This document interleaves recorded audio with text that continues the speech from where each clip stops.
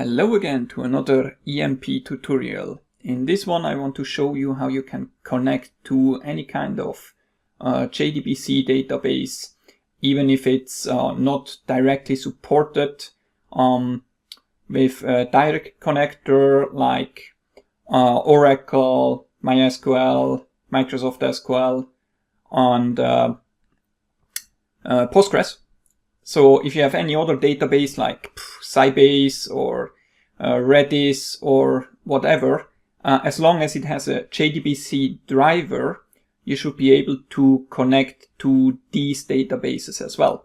So how this works is you get your JDBC driver jar and maybe other dependencies that are needed for this jar.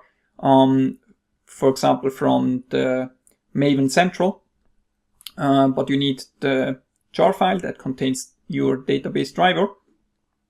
And then you can, on the EMP server, you can go to extensions and copy this over. And then you basically have the drivers in place. So I will get this out again because H2 is already used by EMP itself. And then after that, you have to restart your application. So I will do a short start here.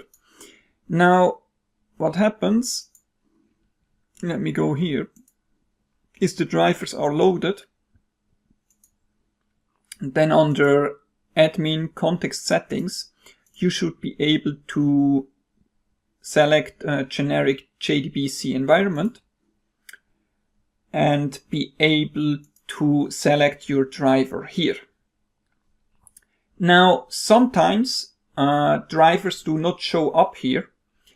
If this is the case for you, what you can do is you go to the configuration management, admin configuration, and here under database you have here database drivers, and then you can enter it here manually. For example, comacme.driver, and you save that here. Oh, excuse me, let me just refresh this page because I did a restart.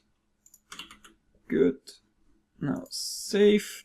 This should be here now. Perfect. And now when you are going to context settings,